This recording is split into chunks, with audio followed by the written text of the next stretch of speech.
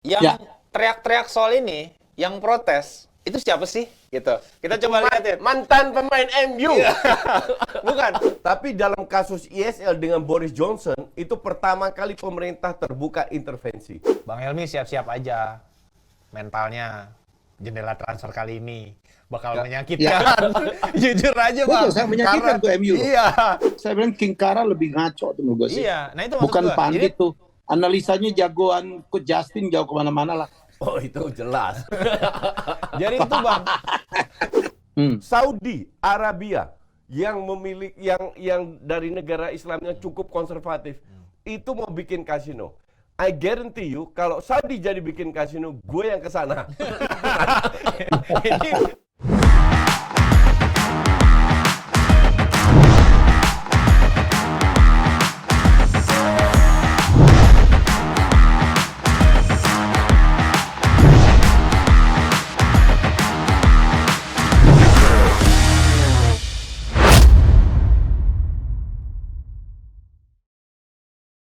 Ya, ketemu lagi dalam acara Jasa saya. Jadi saya sekarang berada di Seoul untuk satu urusan tapi dua pandit kita, Koci dan juga Hanif Tamrin sudah berada di studio.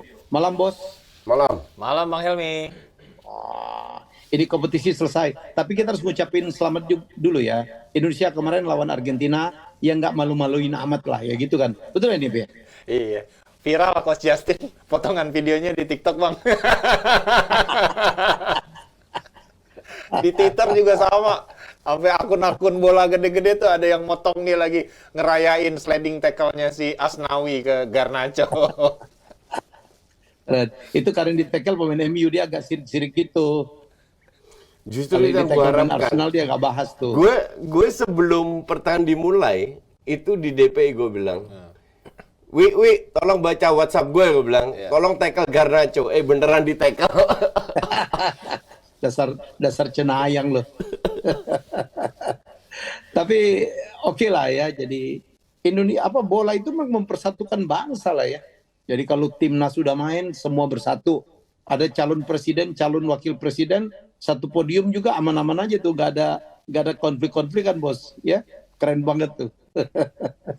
Ya cuman. Oke, kita akan mulai ngebahas. Koci, ini ada apa ya, Koci? Ekspansi abis-abisan pemain-pemain dari Eropa gitu ke Liga Arab gitu. Nggak ada Mungkin- apa-apa. Gue nggak melihat sesuatu yang fenomenal. Yang gue melihat adalah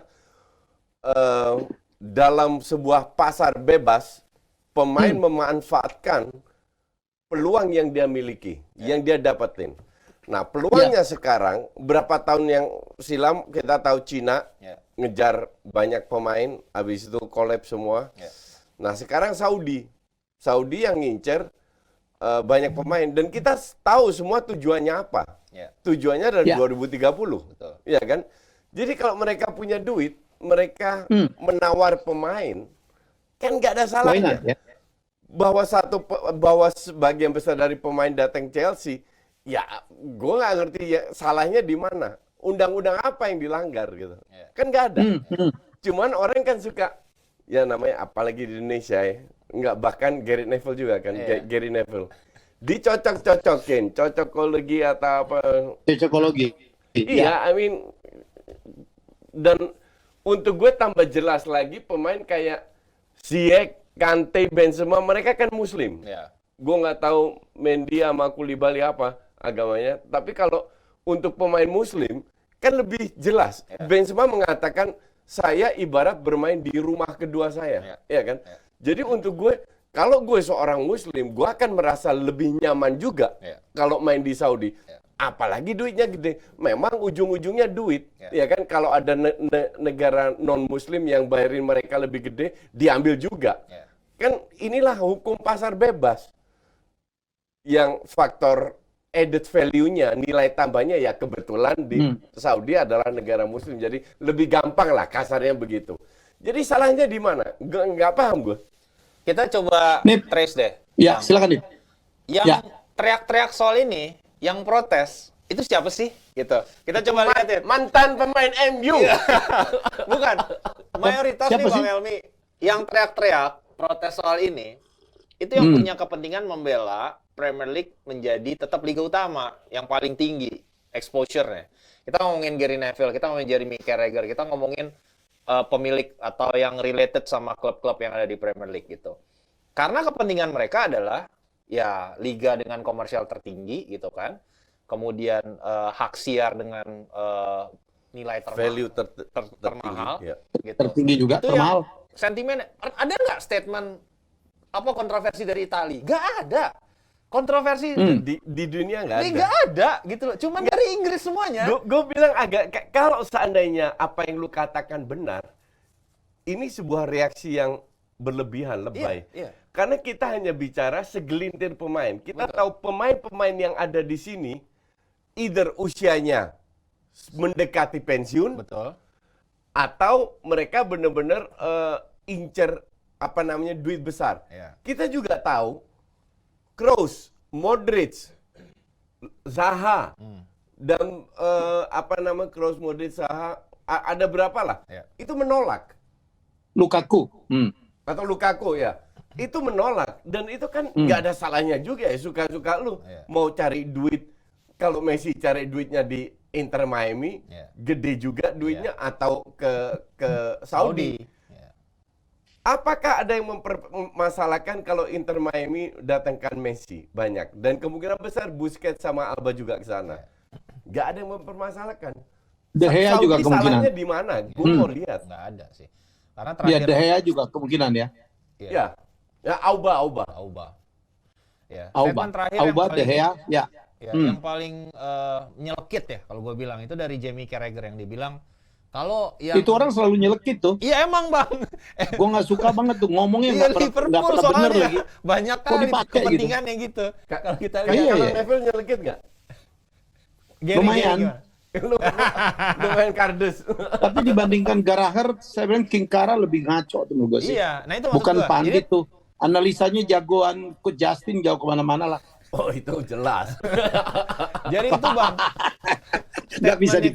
Carragher terakhir dia bilang gini, Iya. kalau yang pindah itu N'Golo Kante, Karim Benzema gitu kan, itu nggak apa-apa dia bilang. Itu kita nggak perlu ngerasa kebakaran, ya itu natural dia main di Saudi gitu kan.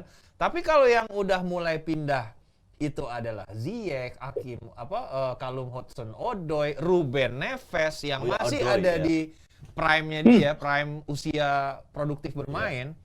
Nyari Ini duit yang menjadi, itu. menurut dia tuh menjadi sebuah sesuatu yang patut diwaspadai. Itu bahasanya. Nggak. Ini patut diwaspadai. Oke, fine. Nggak, dia boleh punya pendapat Iya. yang subjektif. Iya. Oke? Iya. Pertanyaan gue sekarang adalah, yang melanggar itu apa yang mereka langgar? Nggak ada. Apa yang lu lakukan? Kalau lu mau melakukan itu, ya udah. Contoh siapa? Rice lah. Iya, Contoh. iya. Seandainya Rice diincar Saudi, Iya. dibayar gaji 50-60 juta. Iya. Rice mikir untuk pindah ke sana. Ya make sure lu bisa ngebid lebih gede aja. Betul. Sesimpel itu. Iya kan? Kecuali Rice bilang, enggak gue nggak mau ke Saudi, gue masih umur 24, gue nggak incer duit. Duit nanti akan datang sendiri, gue masih incer trofi. Ya. Oke, makanya gue akan pindah ke Arsenal atau City. Ya. Oke. Jadi gue bilang ini nggak semua incer duit gitu. Betul. Dan udah terbukti kan, bahkan pemain senior kayak Kroos sama Modric pun nggak mau. Iya. Luis Saha Luis Saha emang pemain apa sih Luis Saha itu? Luis Saha, sorry. Sahanya Crystal Palace. Wilfred Zaha. Wilfred Zaha. Iya. Wilfred Zaha, mantan Ya, MU emang tuh. Ya. sehebat apa dia, Nggak ngerti nggak? juga. Dia pun nolak gitu loh. Jadi gue rasa concern mereka itu berlebihan. Iya. Jadi kan sebenarnya ini bukan presiden yang baru terjadi ya. Dulu pernah Ya. direplicate oleh China kan Coach gitu. Ada kok pemain yang di prime-nya pindah ke China di usia produktifnya. Kita Ya, ngomongin ada. tentang Oscar ya. Alex Teixeira, Fred. Hulk dulu Ya, ya. Kemudian ada banyak lah Marwan Fellaini Ya. gitu kan. Ya. Banyak lah contohnya kalau kita bilang gitu kan. Cuman kan ini sebenarnya sama kurang lebih blueprintnya. Dulu tuh Presiden Xi Jinping nih Bang Helmi sampai datang ke Inggris ketemu David Cameron karena tuh emang objektifnya ngelolosin Cina ke Piala Dunia dan pengen jadi tuan rumah juga sama kayak Yeah. yang pengen di achieve sama Saudi Saudi, sekarang. yeah. Makanya dia studi tour, dia bahkan datang ke City Football Academy, makanya yang itu sempat viral tuh selfie-nya dia sama Xi Jinping, si Yeah. Sergio Aguero gitu kan. Itu adalah objektifnya, makanya disuntiklah beberapa taipan yang ada di sana untuk membangun appetite dari industri sepak bolanya, dan itu kan terbukti ini collapse semua. Suning collapse karena itu semuanya overpaid, Bang Helmi. Enggak kalau bicara itu is different kayak yang gue tahu. Jadi yang punya klub sepak bola itu perusahaan kan. Mereka dijanjikan kalau mereka beli pemain, perusahaannya itu disubsidi. Lama-lama kan nggak ada batasnya. Itu berlebihan dan tidak mendukung gitu. Akhirnya sama pemerintah dibatasin. Betul. Gajinya dibatasin, disitulah mulai kolaps. Sebenarnya nggak kolaps, mereka cabut lah. Banyak yang pemain-pemain ini cabut dan klub yang kolaps ada 1-2 klub yang kolaps. Bangkrut, Coach. Bangkrut itu dari perusahaannya yang bangkrut. Betul. Gitu. Iya, perusahaannya bangkrut, Coach, holdingnya bangkrut, sampai imbasnya ke klub bola. Ya karena itu tadi yang gue bilang nggak sustain. Bahkan ada pemain yang jomplang banget gajinya, yang lokal sama yang... Nggak, tapi lu nggak bisa bandingkan sama Saudi. Oh iya, tentu. Ini maksud gue, ini kan presiden yang pernah terjadi. Presidennya tuh negatif lah kalau kita bisa bilang hasilnya. Gitu kan. Mana sih sekarang sisa-sisa dari Chinese Super League itu kan hampir nggak ada kalau kita bilang. Si Severin, ketua UEFA, kan dia keluarkan statement, Saudi harusnya melihat kasus di China. Kalau mereka mau invest, bikin pembinaan aja ya. Iya, bikin pembinaan. Nggak, untuk gue itu statement yang agak tolol dari Severin ini. Statement yang stupid. Do you think mereka nggak sadar? Emang orang Saudi goblok semua, nggak sadar kalau sepak bola itu harus they know it. Mereka tahu dan mungkin mereka juga invest. Yang tidak dapat exposure yang kita nggak tahu. Betul. Iya kan? Yang mereka inginkan kan untuk 2030. Betul. Biar medianya biar liganya dapat exposure dunia internasional. Biar negaranya. Oke, negaranya. Saudi itu mau bikin kasino loh. Saudi Arabia yang memiliki yang dari negara Islamnya cukup konservatif itu mau bikin kasino. I guarantee you kalau Saudi jadi bikin kasino, gue yang kesana. Ini jadi maju udah. Ini sebuah jangan ajak gue tantangan, ntar gue yang bayarin tiket pesawat lo ke Saudi lagi. Ini sebuah contoh bahwa ini negara berkembang. Iya. Ini negara membuka, mereka ingin mencontoh Dubai. Oke? Dan salah satu tools yang digunakan untuk memperkenalkan negaranya yang sudah dilakukan oleh Qatar, yaitu sepak bola. Jadi kalau mereka, kalau nggak salah ya, aturan di Saudi itu satu klub cuma boleh 5 pemain luar. Oke? Dan 4 klub papan atas yang milik MBS. Ya, itu juga yang menarik ya Coach ya, bahwa satu orang memiliki 4 klub, itu kan konflik interestnya kan itu nggak tanggung-tanggung tuh, pemenang bisa diatur ya kan. Jadi ini yang nggak terjadi, liga ini unik. Nah, gue cuma mau nanya, akankah Arab Saudi mengalami kegagalan seperti pemerintah China, Coach? China itu adalah pemerintah yang mendukung private company, yang mengangkat sepak bola itu private company. Jadi kita melihat dua pihak, pemerintahnya tidak puas, subsidinya di-cut, diterapkan aturan plafon gaji lah dan lain, salary cap dan lain-lain. Di Saudi itu satu orang yang pegang. Di Saudi itu yang kelola satu orang, yang punya negara, yang punya klub, yang punya duit. Jadi mau sampai kapan? Ini Qatar, ini Abu Dhabi, ya 11-12 lah. 11. Ini Saudi. Jadi gimana mau kolaps? Kecuali MBS tiba-tiba mabok lem, terus dia bilang, udahlah gue nggak mau ngurusin sepak bola ribet, dihajar kiri kanan. Gue pindah ke tenis saja atau ke badminton. Tenis juga udah diambil sama dia. Nggak, ini contoh aja. Tapi kalau lu lihat, yang dia invest itu kan bunyian di sepak bola. F1, tenis, the biggest artis di Hollywood, didatengin semua untuk bikin. Jadi dia mau, kalian nggak usah keluar negeri untuk nonton artis A, B, C, D, E, F. Nonton di Saudi, didatengin semua. yang kelola satu orang. Gimana lu mau ngelawan? Yang lawan kan duit kasarnya. Iya. Maka dari itu FIFA dan UEFA menerapkan I don't care, duit pribadi, duit pemerintah, it's okay. Yang penting mereka patuhi aturan financial fair play. Iya, itu kenapa salah satunya juga Alexander Severin tuh sampai ada eksklusif interview yang memang sengaja dipublish nih, Bang Helmi. This guy is pansos. Ya. Ini benar-benar ngeliatin betapa terganggunya dia gitu. Karena kan memang produk paling mahal dari UEFA itu adalah Liga Champions gitu kan, dimana bintang-bintangnya ya yang ada sekarang. Dia ngerasa terganggu gitu kalau yang mulai kayak kemarin Liga Cina beberapa bintangnya mulai diambil gitu, dan dia memberikan rasa takut gitu, kurang lebih gitu ya, bahwasannya nanti lu kayak Cina apa segala macam gitu-gitu. Kayak Ya ini mereka kayak nggak biasa tahu- lah dia.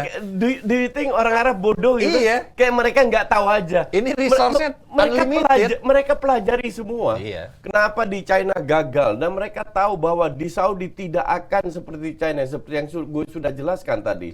Dan resource-nya unlimited. Iya. Dan intinya kan Bukan itu adalah aja Coach. 20-30 tahun ke depan penggunaan minyak bakal kan habis. menurun. Ya kan? Semua green, listrik. Ya, dia harus punya source of income dari sudut lain. Pada saat Saudi seandainya lebih wah daripada Dubai, bule-bule yang dari Dubai itu semua pindah ke Saudi. Menurut Dan gue yang lagi paling pula Dan satu selama Muhammad bin Salman itu sehat, bin Salman itu akan jadi lebih top daripada Dubai. paling This Lagi guy- pula satu. Iya. This guy Lagi pula visinya itu satu. sarap. Iya. Ya, maksudnya paling gampang nih Orang ya. Orang China Sustainability. kan nggak suka bola, tapi Iya. orang Arab kan sangat gila bola. Oh iya. Dia itu faktor. Kalau China mah bukan negara bola, dia negara Bukan negara basket, bola. ya kan? Betul. Bukan negara bola. Kalau Arab Saudi mah gila sama bola. Ya, jadi menurut saya sih itu the big difference-nya juga. Kalau menurut gue paling gampang ngelihatnya Saudi ini lebih make sense gitu dalam mengambil keputusan soal sustainability, soal seberapa Iya, iya. seriusnya Iya. dia dalam sepak bola. Lihat aja Newcastle United, Bang Helmi, Koci. Jadi Dia ngasih gaji orang aja yang enggak, yang- maksudnya dari sisi dia Enggak. mulai take over, Ya. dia ngambil pemain, itu semua Betul, pilihannya betul. pilihan logis loh menurut gua. Di situ ada Ya. Sven Botman, Alexander Isak, pelatihnya nggak logis. Bruno Guimaraes, ya tapi misalnya dia lolos Liga Champions loh musim ini. Apa sih ya? Kita kasih lah, kasih kredit lah. Terus kayak sekarang nih di musim transfer sekarang, dia nggak fight buat pemain yang extraordinary mahal gitu. Jadi dia fight. Dia beli Sandro Dia Tonali beli Sandro- 75, nggak mahal gimana? Iya kan, kalau dibandingin sama Declan Rice 90 juta pound, mendingan Sandro Tonali lebih. Oh enggak, mending Declan Rice. Iya, itu kalau yang Premier League proven, dan dia harus Iya. bersaing sama Arsenal, Koci. Nggak mungkin lah Newcastle menang bersaing lawan Man City, Arsenal, Man United, ya kan? Dia harus ngambil pilihan logis menurut gua. Makanya dia fight belanja ke Italia yang dari sisi usia masih bagus, potensi permainan masih bisa dipoles. Iya, tapi kalau beli 17 juta untuk Sandro Napoli ya something wrong in your mind. Sandro Tonali Iya, ya 70 juta, maksud gua overpaid Bukan ya. 17, Iya, 70. karena Overpaid banget tuh. iya, sama Barella kan yang mau Iya. dibeli juga. Barella oke lah menurut gua. Sandro Tonali 70 gua. Barella itu 40-50 masih oke lah. Iya, itu maksud gua. Tonali 20-30. Nggak bisa, Koci, dia fight sama Arsenal, Koci. Ini Arsenal nggak ada minat untuk Barella dan Tonali. maksud gua, dia nggak bisa fight sama target-targetnya, mengincar target yang Oh, sama iya, seperti betul. Arsenal, Man United, Betul. dan Man City. Jadi dia harus kreatif Ya, gitu. dia harus, I agree. Karena orang kan tanya, gue juga berpikir mungkin mereka jor-joran. Ya. Yang mereka takut kena financial fair play. Ya. Intinya itu. Karena sponsor yang masuk belum sewah Man City. Ya. Oke. Itu dia Coach, kenapa. Hadib, Ya. ini satu hal ya, menarik. Dulu kan kita ngata-ngatain Chelsea itu goblok, bego gitu kan. Nge-spend lebih dari 600 juta pound untuk ngambil semua pemain diambil. Tapi Ya, emang sekarang dia bego kayaknya itu. pinter saja. Todd Boehly itu ya. Saya lihat nih, dia tuh tim satu-satunya yang berhasil menjual 6-7 pemain, dapat uang 150 juta pound, keuntungannya 50 jutaan ya, dan kemudian nge-save gaji banyak banget dibandingkan MU gitu, yang nyari pemain susah banget. Ya, dan sekarang jual susah banget. Bayangin, Fred di bawah 20, terus dia jual pemain siapa? Eric Bailly, cuman 2 juta. Terus satu lagi siapa? Zidane ya. Ya. Yang itu, apa Iqbal, cuman dijual 1 juta ke Utrecht gitu. Ya karena Menurut saya Utrecht sih- nggak punya duit. Nggak bisa kalau lebih Ya dari bukan itu 1 juta. aja.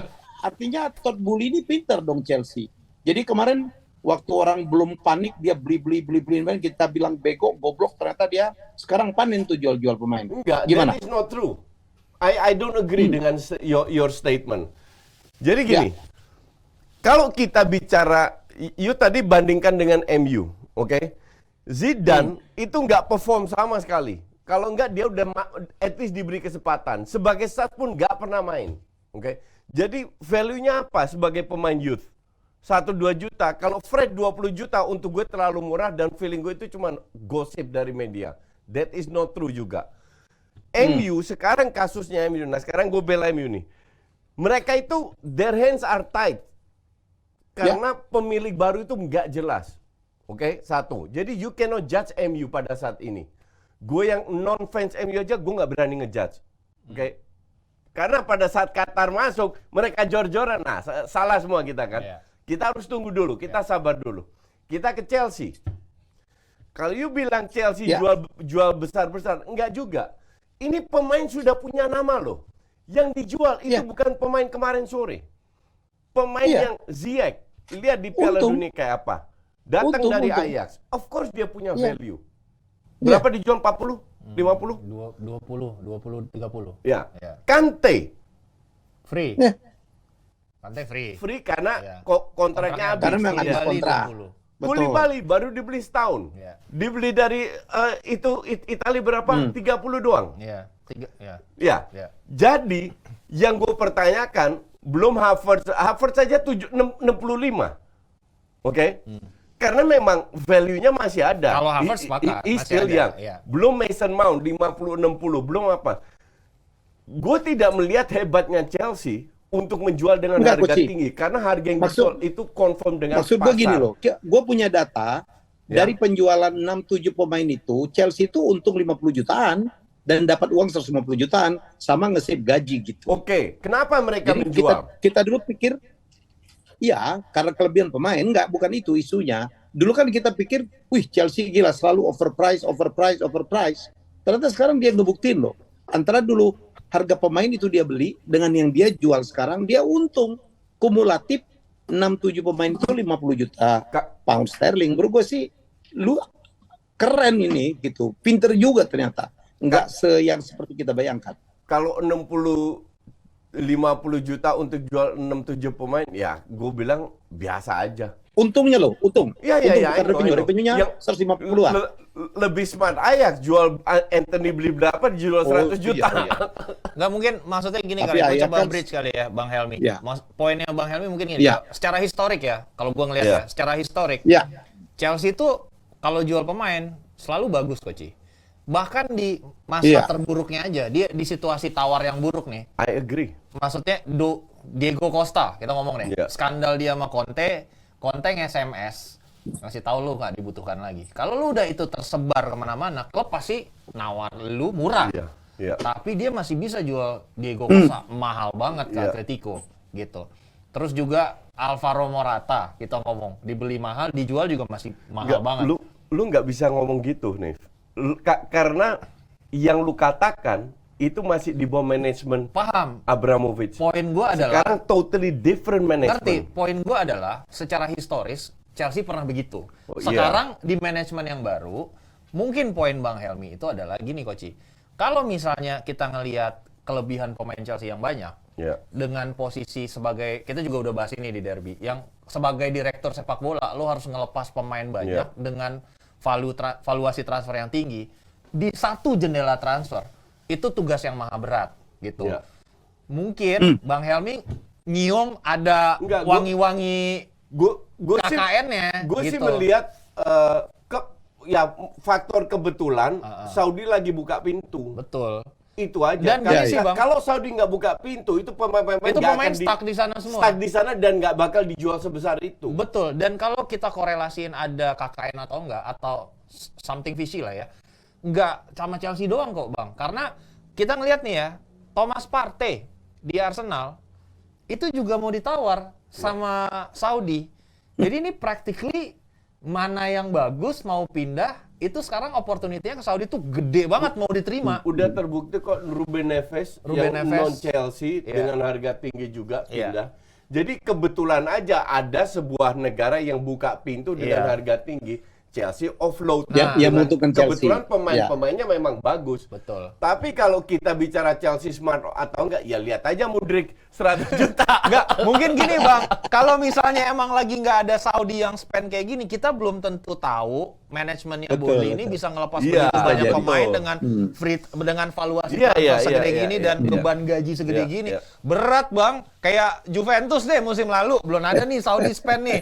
Bang, Denis Zakaria, Arthur Melo, Adrien Rabiot, technically karena nggak ada yang mau, masih main juga. Terus Weston McKennie Bang, ayo. Terus banyak Bang, gitu kalau gue name satu-satu, nggak ada yang mau ngambil. Akhirnya apa? Loan. Saudi aja nggak mau. Saudi aja nggak mau. Akhirnya loan. Loan itu juga gajinya nggak full Bang. Tetap Juve tuh nanggung gitu loh. Ini kalau nggak ada Saudi nih, nggak kayak belum tentu begini kasusnya Chelsea. Sepakat gue sama Koci buat yang ini ya, gitu. Iya. Tapi kita bahas MU nih ya. MU itu sangat tidak pinter untuk jual pemain. Rata-rata rookie bos. Kalau Ronaldo iyalah udah lama banget ya. Beberapa pemain lain, Beckham ya mungkin untung.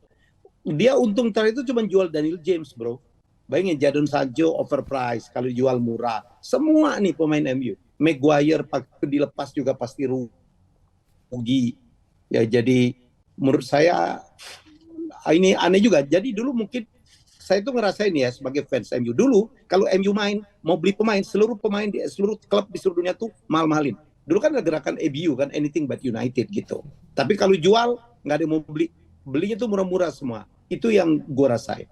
Gimana Coach? Nggak, MU ini kan juga nggak sama kayak kasusnya Chelsea, nggak bisa dibandingin karena ada manajemen baru. Ya. Jadi yang you katakan itu benar, tapi itu kan di bawah Woodward.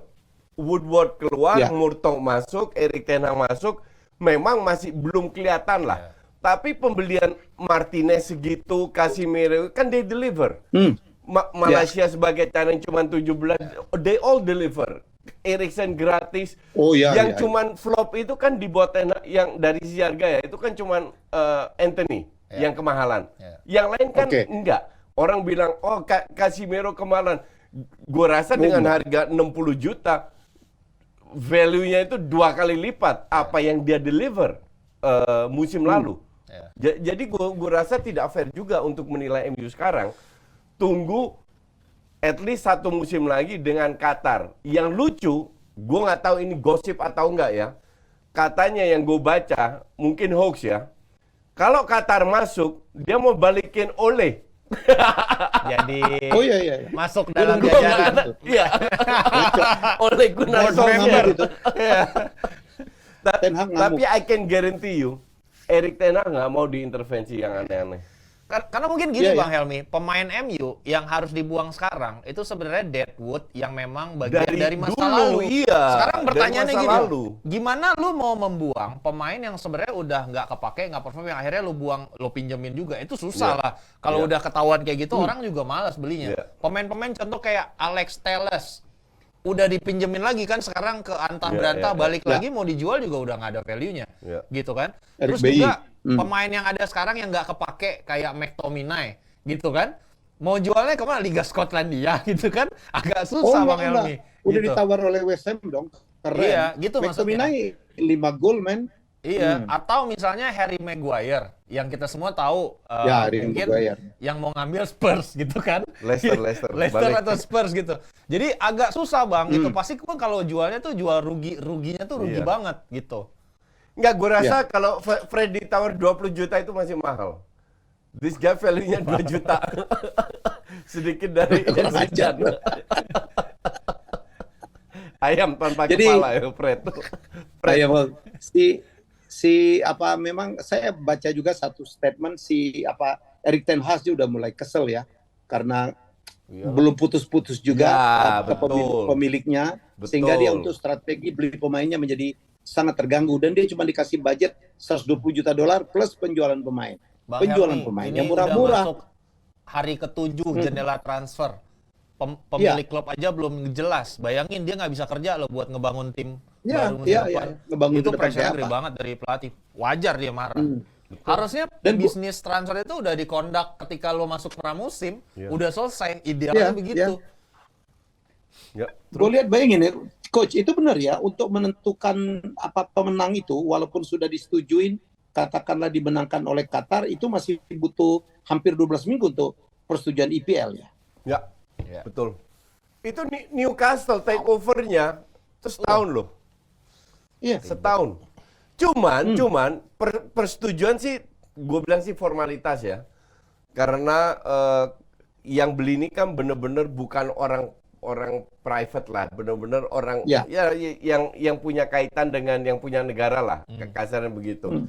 Jadi gue rasa persetujuan itu cuma formalitas.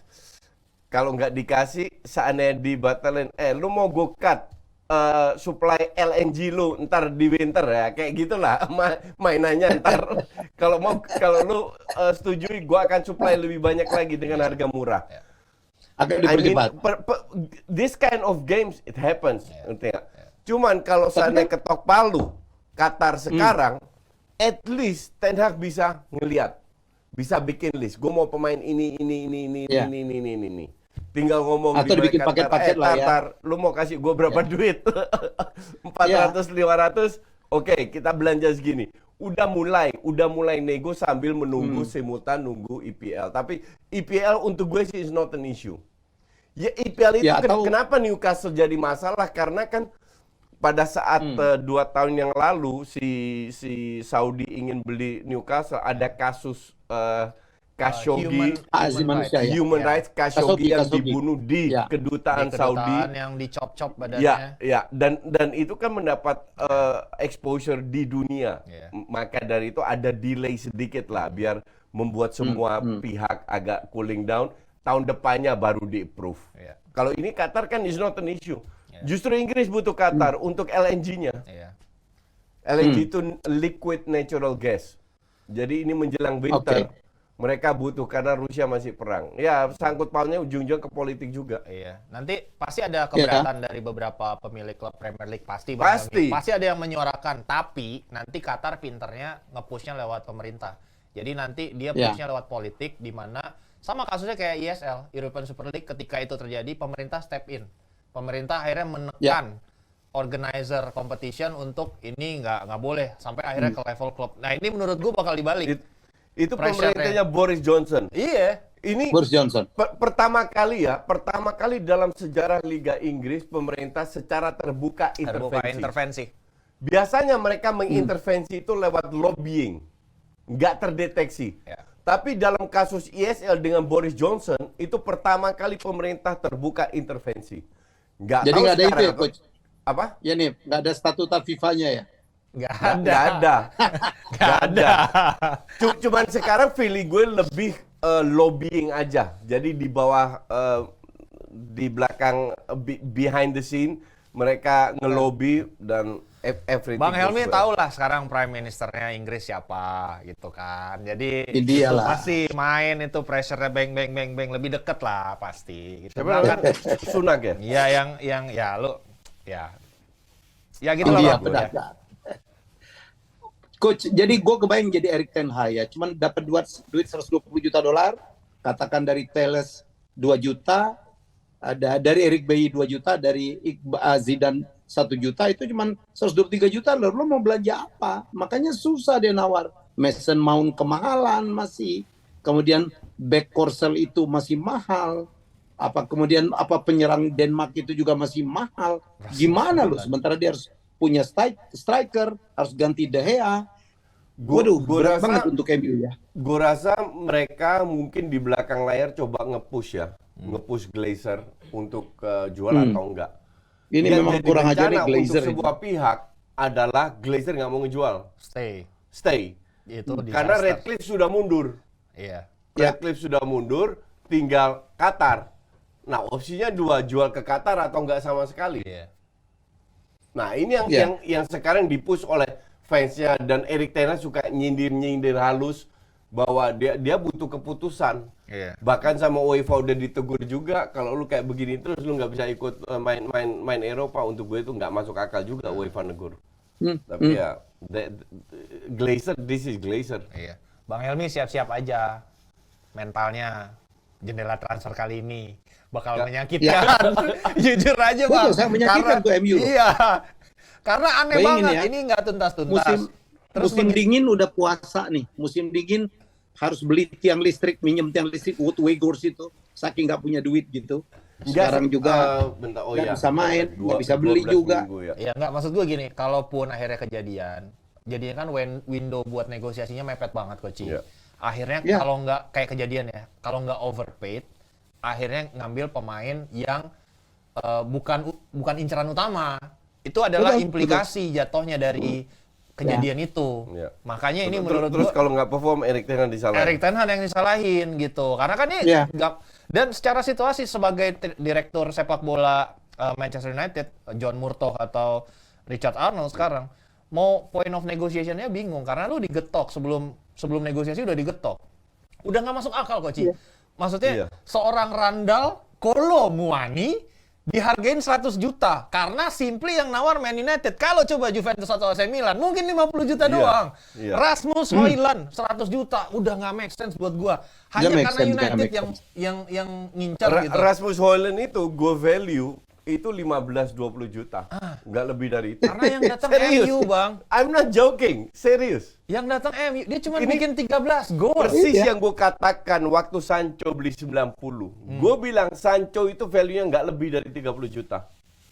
Itu Iya. kan gue bilang. Masa Manchester si United, itu Poison lebih Chalice, murah ya, Erling Haaland lebih murah. Iya. Randall Ini menurut Kolo gua ya. Muani, Bang Helmi, 100 Ya, juta. makanya selalu begitu. Pokoknya kalau MU beli dimahalin. Dulu gue ingat banget. Dulu MU kalau mau beli dari Madrid pasti dimahalin. Pasti, Sebenarnya yang MU incer itu ada 3 striker. Forget Hojlund, forget Kolo Muani. Cuman Vlahovic, Osimhen atau Harry Kane. Udah itu aja. Oh nggak yang Oke. Dan mereka tinggi Iya. tapi worth it gitu Tau loh. nggak ntar yang datang siapa? Ujung-ujungnya Oli Watkins. Enggak. Bagus Bekos juga diperpanjang. Bagus juga Oli Watkins. Oli Jangan Watkins bang, underestimate. ntar ujung-ujungnya bang. Kalau udah, nih sampai masih panjang nih Qatar nih, udah mepet, ujung-ujung udah mau tutup bursa, Oli Watkins.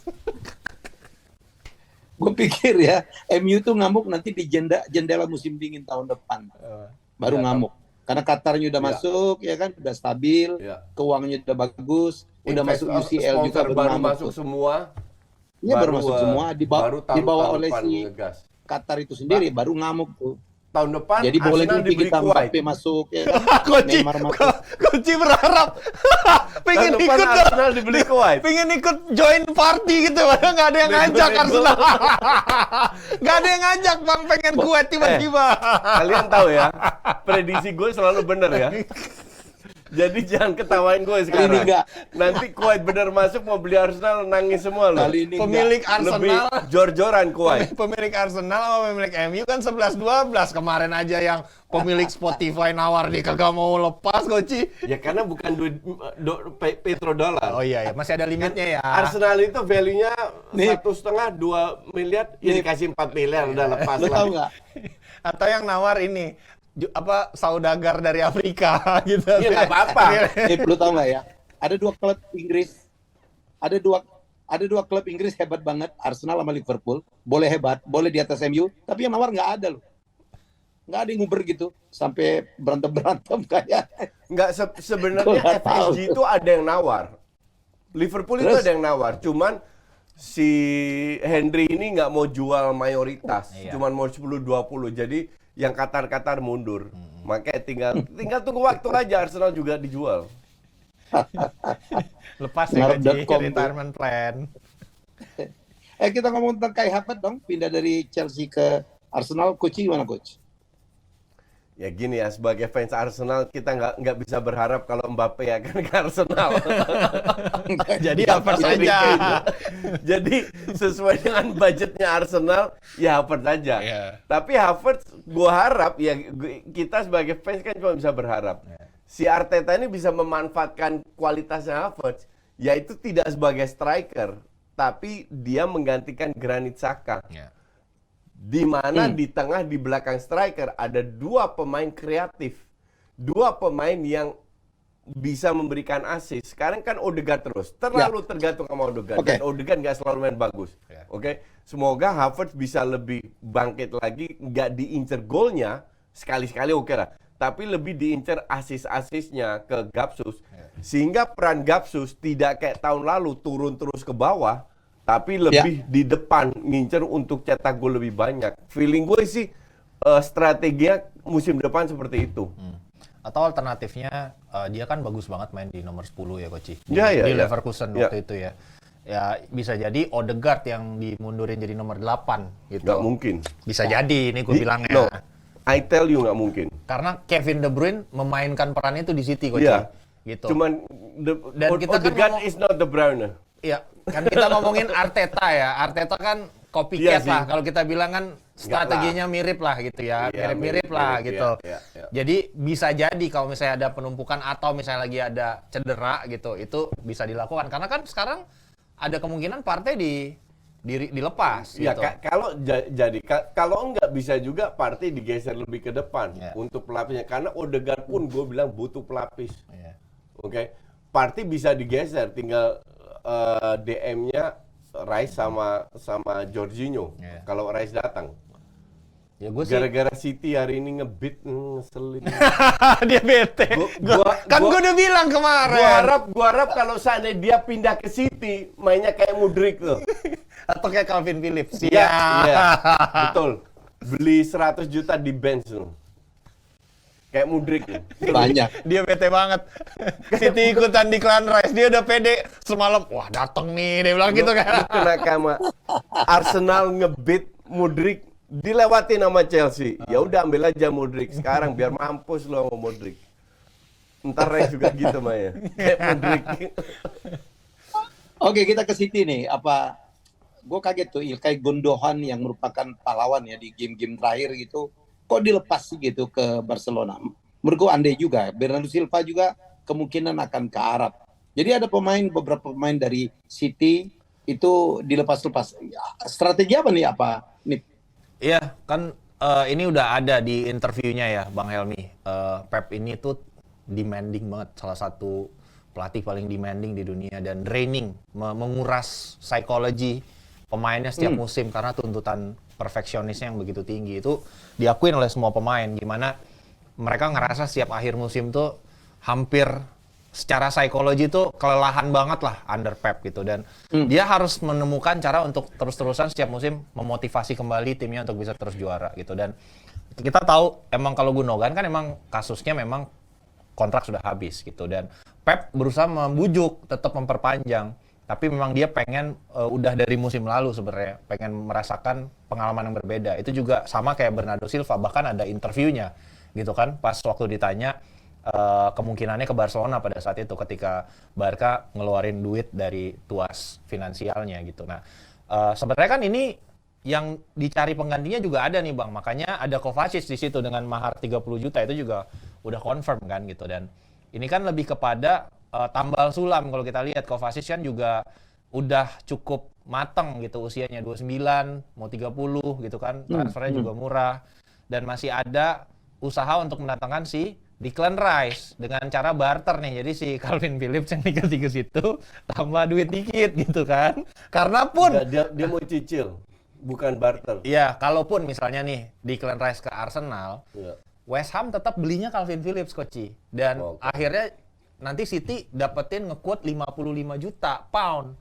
Jadi kan mereka keluarin 50, 56. Ya West Ham goblok aja beli Calvin Phillips. Ya mereka juga harus nyari pengganti kan. Nggak stolol itu kayaknya West Ham. Iya, jadi secara bisnis tetap make sense buat City gitu di window ini. Cuman tinggal nyari pelapisnya aja. Duiting West Ham segoblok itu mau beli Calvin Phillips 55, I don't think so. Koci, 25 paling. Dia beli Skamaka aja 40 juta loh. Nah, itu bego. Skamaka loh kita ngomongin loh, striker Sassuolo sampai sekarang nggak bikin gol.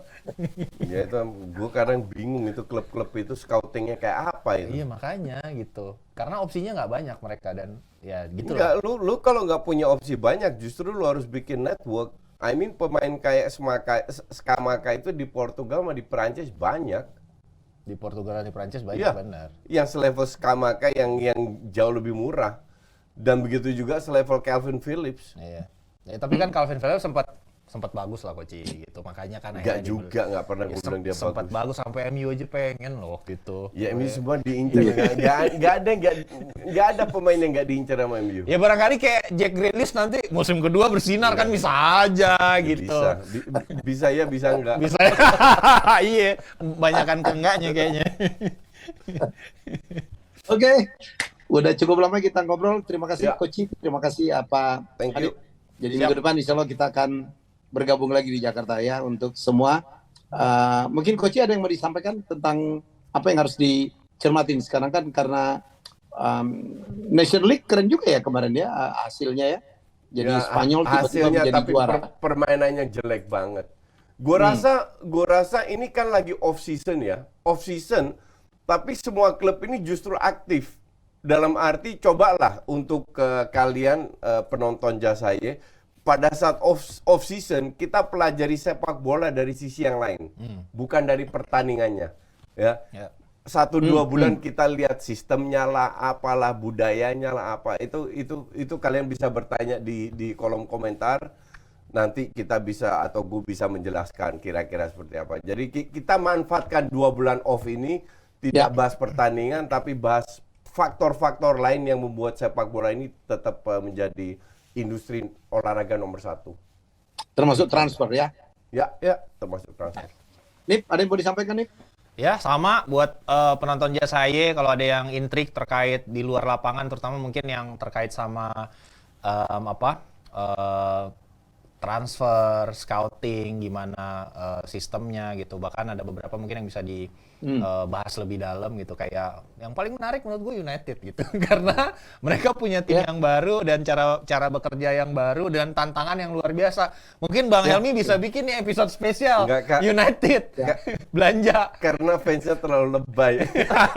Karena yang lebay. Iya, karena menurut gue susah banget ini transfer. Mungkin salah satu transfer window tersulit United loh. Dengan ketidakjelasan pemilik, keterbatasan ketidakjelasan ini yang menjadi masalah besar buat waktu United. yang mepet. Kalau nggak jelas, gila, di challenging Di banget. Korea udah hampir jam 12, Bung Helmi udah mulai ngantuk. Enggak lah, cuma biasa. Di pelatih kan udah bagus MU, terus budgetnya kecil gitu, jadi aduh susah banget. Oke, terima thank kasih. you. Kita jumpa lagi di See you season next week. mendatang ya, pertengahan Agustus. Bye bye. Ya, Terima bye-bye. kasih dan jangan lupa like, komen dan subscribe. Terima kasih.